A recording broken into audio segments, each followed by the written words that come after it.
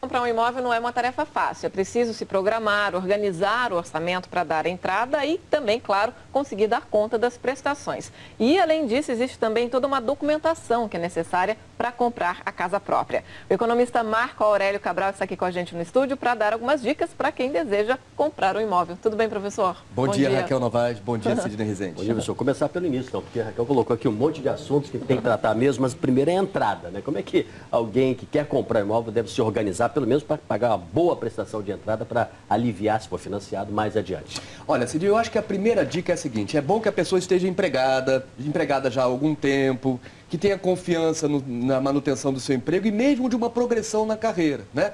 Muitas vezes a progressão na carreira depende de nós, mas também depende de outros fatores, como situação da empresa, situação da pessoa dentro da empresa. Então isso tudo tem que ser levado em consideração, a renda familiar, as perspectivas de todo mundo dentro de casa, quando os filhos deixam de estudar, quando os filhos continuarão estudando, porque esses custos todos vão compor depois os compromissos da família e vão ter que ser levados em consideração na hora de adquirir uma nova dívida para comprar um apartamento. Os especialistas que estão lidando com os problemas do dia a dia, Sidney, eles recomendam que não se comprometa mais do que 30% da renda familiar com um novo financiamento para casa própria. Professor, os preços estão muito altos para compra nesse momento, mas os aluguéis também estão caros. Quer dizer, nesse momento que a gente tem esse cenário, é melhor comprar ou alugar um imóvel? Porque os dois estão custando muito caro, né? É verdade, Raquel. Eu insisto assim, porque eu acho que a decisão de comprar uma casa própria, ela tem que mexer com a vida de todo mundo, né? Do que as pessoas vão mudar. Então, assim, custos mudam, custo de transporte até os lugares. Se a pessoa escolher morar mais perto do trabalho, aquilo ali vai ser um custo evitável. Eventualmente ela pode almoçar em casa. Então, a mudança de vida, ela deve ser bem planejada como um todo. Não basta a pessoa comprar o imóvel. Agora, a questão dos preços, Raquel, ela me preocupa um pouco, porque nós temos um mecanismo de oferta e demanda, mas as empresas construtoras que ofertam imóveis, elas não são em grande número e elas estão atentas às maiores oportunidades de rentabilidade para elas. Então, assim, eu imagino que haja uma predisposição dessas empresas de manter os preços em níveis atuais, ou seja, que os preços não caiam. Para isso, elas vão rever os seus planos de investimento no futuro e modelar a oferta de novas unidades que vão chegar ao mercado. Eu acredito que isso em todo o país, viu, Raquel? Dado que o boom de residências novas se deu de maneira distribuída por todo o território. Então, assim, é importante o consumidor ficar atento com essas perspectivas de preço. Tenta olhar quais são os lançamentos novos que estão sendo gestados na cidade, né?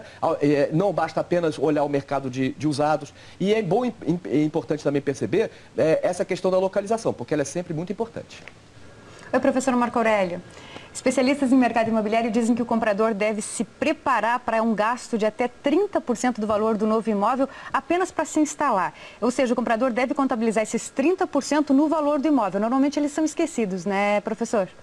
Eu me lembro que uma vez o professor Carlos Lessa fez uma conta e ele estimou que há alguns anos, isso não vale talvez para hoje, porque os preços de imóveis subiram muito, mas a quantidade de coisas que a gente bota dentro de casa, de mobiliário, de equipamentos eletrônicos e tudo mais, é mais ou menos do mesmo valor, muitas vezes, que comparável, pelo menos, com o imóvel que a gente está comprando.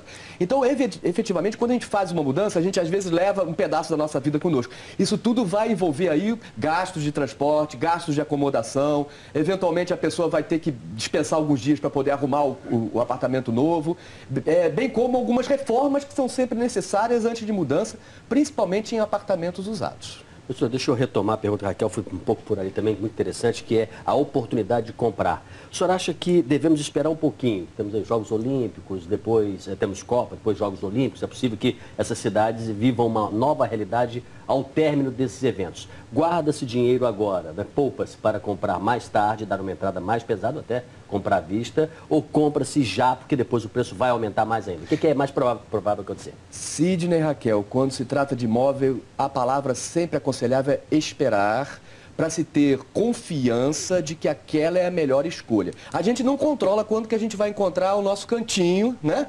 Mas, às vezes, a gente se encanta, é uma oportunidade que está na nossa mão e a gente vai comprar, não tem por isso. Mas eu não sugiro pressa, não há motivo para pressa e nem tampouco por uma espera demorada. Se isso se isso é parte dos planos da família, a família deve implementar esses planos com racionalidade, tranquilidade e vendo com muita calma o mercado. Às vezes, algum imóvel sai de oportunidade, mas outros entrarão.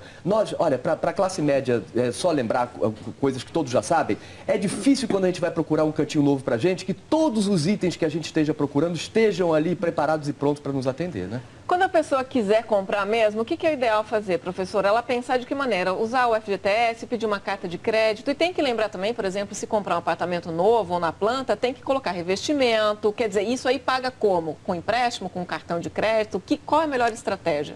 A melhor estratégia, vocês estavam falando no aluguel. Eventualmente a pessoa está incorrendo num aluguel caríssimo. E aí só a substituição de aluguel já vai dar conta dessas coisas. Isso não é, em geral, a situação. O que as pessoas vão ter que fazer é uma poupança prévia dedicada especificamente a esses gastos extraordinários. Vocês têm toda a razão. Eles não são pequenos e são gastos imprevisíveis. Não adianta a gente entrar num apartamento, às vezes, e dizer, olha, não tem nada para fazer, porque a gente, quando estiver lá dentro, vai ter uma outra opinião. Então é muito importante que a gente provisione, né? Isso reforça a ideia de que a gente tem que estar sempre se planejando com muito cuidado, com muita tranquilidade, conversando com os membros da família e tentando entender todas as variáveis. Eu acho que nesse momento, Raquel, o uso do fundo de garantias é sempre a melhor opção, porque o fundo de garantias tem historicamente uma remuneração que não é compatível com as outras oportunidades que a gente tem na economia. Então vale a pena uma antecipação de gastos retirando o fundo de garantia, de novo, desde que seja uma ótima oportunidade, uma oportunidade perfeita para os planos da família.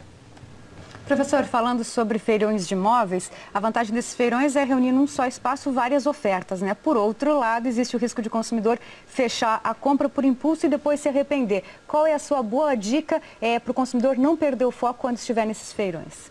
Eu acho que isso vale para qualquer coisa na vida, Ana. Se é importante, antes pensa. Antes de fazer, pensa. E pensar no caso do imóvel envolve, inclusive, fazer contas, né, Ana? Não adianta a gente achar que aquela oportunidade vai desaparecer para sempre.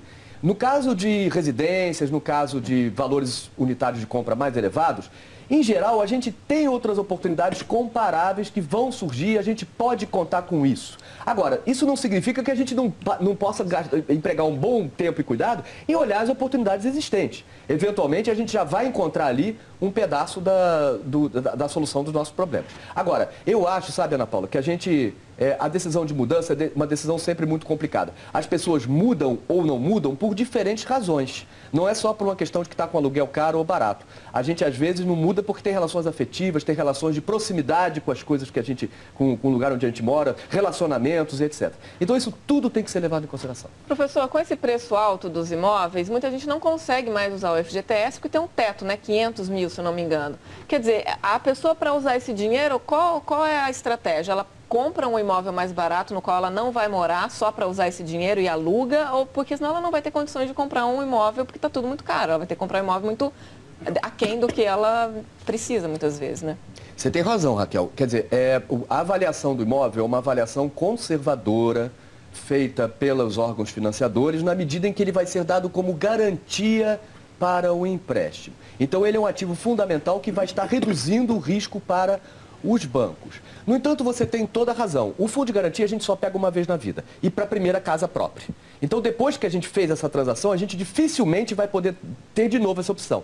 Vale a pena, às vezes, as pessoas pensarem em não usar o fundo de garantia num primeiro momento, se o imóvel for um valor mais elevado, ela já vai pegar o seu imóvel anteriormente, vai vender ou vai transacionar seu imóvel e, eventualmente, ela pode ou não usar o fundo de garantia para comprar outro. Eu acho que na medida em que se possa usar, seja abaixo de 500 mil reais, é importante usar sim. Agora, Raquel, a gente vai encontrar preços de imóveis caros, 500 mil reais ou superiores, muitas vezes em cidades grandes, capitais, em regiões importantes dessas capitais e cidades. Para o Brasil como um todo, 500 mil reais é mais do que suficiente para garantir o tetozinho de felicidade para nossas famílias. Só rapidamente uma última pergunta e uma última resposta do senhor. E com relação a duas situações de duas pessoas com idades diferentes, uma com 30 anos, outra, por exemplo, com 60 anos, e ambas precisam de financiamento para complementar. Quem tem mais idade paga uma taxa de juros mais cara?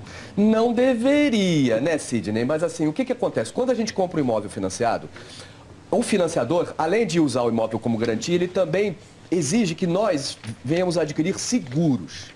Esse seguro, um deles é um seguro de vida. Se a gente morre ou se a gente por alguma razão não está ali, aquele imóvel é automaticamente quitado junto ao financiador pela seguradora.